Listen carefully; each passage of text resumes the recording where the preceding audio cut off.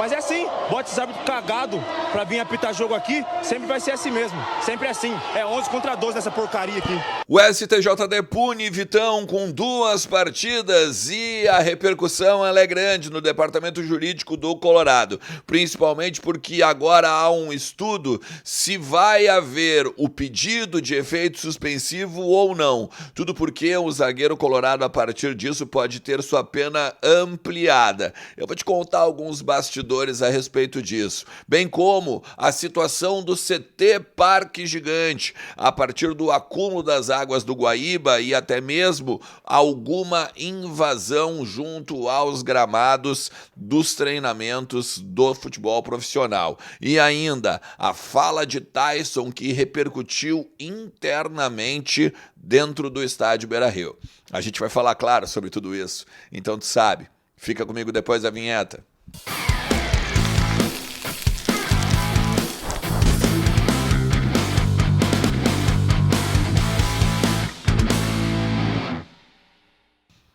Fala Colorado, fala Colorada, como é que vocês estão? Tudo certo? Tudo beleza? Bora falar no Internacional e atualizar as informações do nosso clube, entender um pouquinho do que está acontecendo nos corredores do Beira-Rio, também no CT Parque Gigante, na morada dos Quero-Queros, a casa da nossa base lá em Alvorada, tudo sobre o Inter tu encontra nos conteúdos aqui do canal. Fica comigo até o final do vídeo, te inscreve, vem fazer parte da nossa galera aqui, mais de 65 mil colorados, deixa teu like que é importantíssimo também, teu compartilhamento nos grupos, nas suas redes, enfim, vamos continuar essa parceria bacana e buscando os 70 mil inscritos. Tá vendo? Esse moletom aqui, bonitaço, é da Arcadame, a loja do homem moderno, lá em Gravataí. E a Arcadame tá com uma baita de uma promoção para ti agora na coleção outono e inverno. Essa aqui é da Espírito Santo. Tem uma outra preta também bonitona, tá? Mas tem Calvin Klein, tem Hangar 33, tem uma série de marcas das melhores e principalmente, né, cara, com muita qualidade e um precinho muito bom. Vai lá, troca uma ideia com o Carlos, vai tomar um café e sai bonitaço da Arcadame, beleza?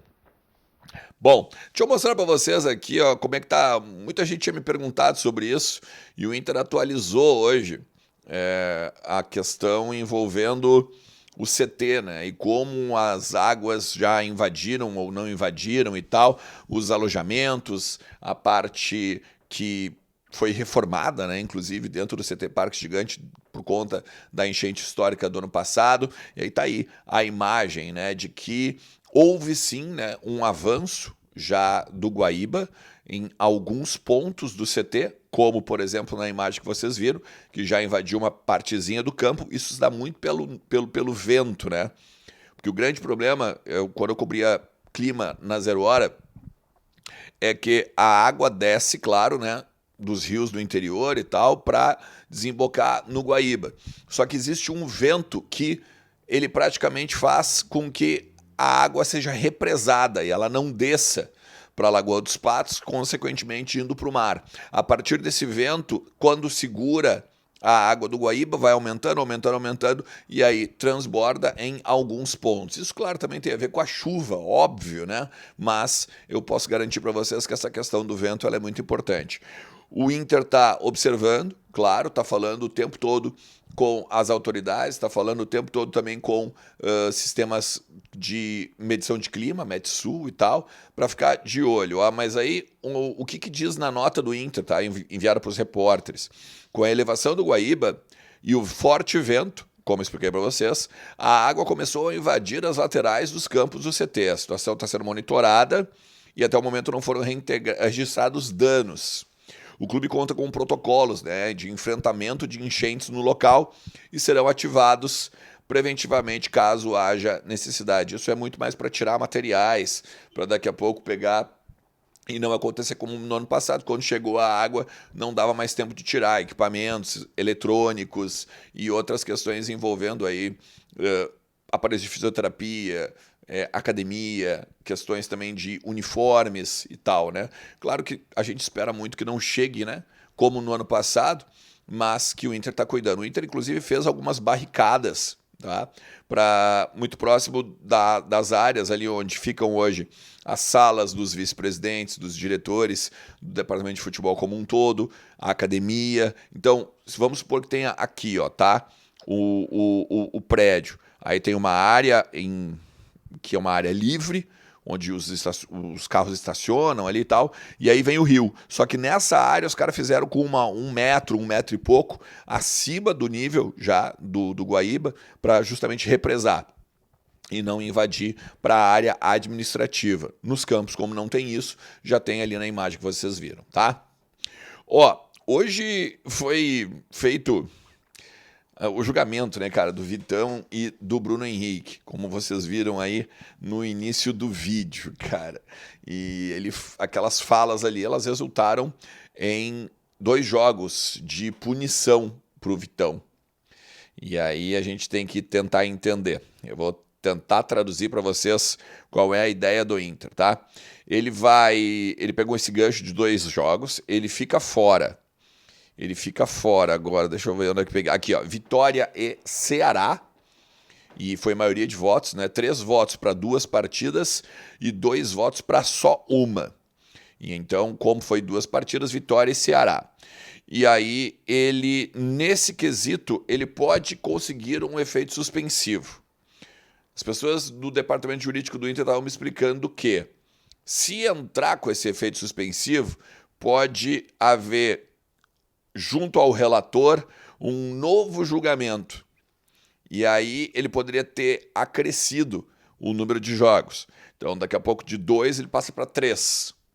E aí, quando vê, o Internacional perde nesse sentido, tá?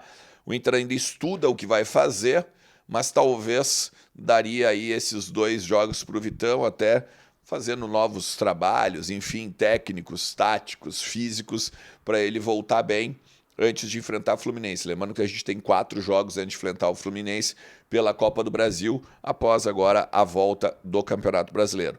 O Bruno Henrique, tu já comprova, né, de que é uma grande palhaçada o que aconteceu, né, na Neoquímica Arena, porque ele vai dar um carrinho, o cara pula por cima dele e deixa a perna, e aí a partir disso ele acaba tomando cartão vermelho, né? Não tomou nenhum outro jogo de punição, o que mostra que foi uma grande palhaçada, né, a expulsão do volante do Internacional. Palhaçada, inclusive, que o Vitão também destaca, em meio àquele grande discurso dele lá na Neoquímica Arena. Cara, eu sei que vocês não gostam muito do que fala o Tyson ou do assunto Tyson, tá? Mas ele concedeu uma entrevista para o Globo Esporte, na verdade para a RBS TV, né? Sobre a semana que ele vai ter aí para definir o seu futuro junto ao PAOK. Confirma as informações que eu trouxe aqui já no canal há um tempo. Ontem falei sobre isso, inclusive, que ele ia definir o seu futuro e tal. Só que tem uma frase dele, uma resposta dele para o repórter. Deixa eu pegar para a gente pegar certinho aqui o crédito, tá? O Bruno Marcilli estava lá em Pelotas, né? Junto, claro, com o Tomás Rames, que é setorista aqui do Internacional, aqui em Porto Alegre. Então teve também esse auxílio, né, para falar com o Tyson, provavelmente. E aí essa semana ele vai decidir se ele volta ou não para o PAOK, né? O PAOK hoje que tem o filho do Mircea Lucescu, né, como o treinador. O Mircea Lucescu, que foi um cara que também treinou o Tyson, né, na passagem dele lá pela Ucrânia. Amigaço do cara, né, amicíssimo, o Mircea. Ele diz, inclusive, né, que ele evoluiu muito como jogador com o Mircea. Mas o que repercutiu dentro do Inter, tá? É uma questão, aquela ofensa que o Tyson fez para o presidente Alessandro Barcelos numa live com um jogador de game, né, com um jogador de FIFA. E aí ele disse o seguinte, que eu errei em ter falado. Eu estava muito triste, porque eu recebi uma notícia que não ia mais fazer parte do elenco. Na verdade, o Mano Menezes, naquela época, disse para o departamento de futebol como um todo e para o presidente que, ó, pode mandar que eu não vou usar o Tyson. E aí eles ficaram com o Mano Menezes e disseram que o Tyson podia procurar um clube, podia procurar o seu futuro. E aí ele disse, me pegou de surpresa, porque eu sabia que eu tinha condições de atuar no Inter ainda. E foi um ano difícil para mim, porque eu tive perda, né, do meu pai, do meu irmão, isso foi muito forte, e aí teve o problema da greve também, que acusaram, ele disse que não tem culpa ele apenas, né, todos os jogadores que decidiram aquilo, e ele disse assim, eu falei coisas que não deveria ter falado, o presidente sabe do carinho que eu tenho por ele, a gente conversou antes de eu voltar, antes de eu sair do Shakhtar, eu conversava direto com ele todos os dias, mas isso foi um erro meu de ter acusado ele, ter xingado ele numa live principalmente, errei, assumo o erro, e há um tempo que eu não falo com ele, né, dizendo que ele mostrando muito claro que ele gostaria de falar. Eu não tenho nada contra ele, eu tenho um carinho pelo Barcelos, ele sabe disso, eu respeito o trabalho dele. E ele sabe, tem meu contato, se precisar, ele sabe onde me encontrar. Tem uma turma dentro do Beira-Rio que diz para ele, dá uma ligada para ver o que vai acontecer, dá uma ligada para ver se não vale a pena pegar e trocar uma ideia, fazer um contratinho de produtividade, fazer um contratinho para ele acabar de repente aí só a temporada e ver se por um acaso em 2025 ele ainda consegue dar um gás aí. Ele fala inclusive do D'Alessandro, né? De que ele não fala muito com o D'Alessandro há um tempinho, até entende, porque o D'Alessandro agora é diretor esportivo, que de repente não é muito legal e tal, para não gerar nenhum zum, e disse que tem um contato muito grande com o Alan Patrick, que é quase um irmão que ele tem, claro, justamente pela questão do Shakhtar, tá? O que tu acha que valeria a pena fazer um contratinho de produtividade com o Tyson? O que tu acha do Vitão no STJD? É uma grande palhaçada, né? Eu não tenho dúvida, né? De que os caras cada vez mais eles são inimigos da festa e acabam com o futebol, né? Mas bota nos comentários aí o que tu pensa a respeito disso e a gente vai trocando uma ideia ao longo de todo o dia. Valeu? Tamo junto? Ó, espero que tu tenha faturado na kto.bet.br hoje, que tu tenha feito pontos para a Liga do Milhão. Tu pode ganhar até R$1 milhão ao final da temporada e quem sabe tu ainda te torna o maior palpiteiro do Brasil.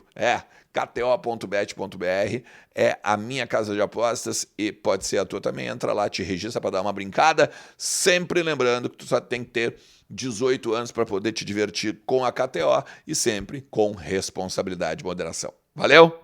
Tamo junto, forte abraço. Tchau.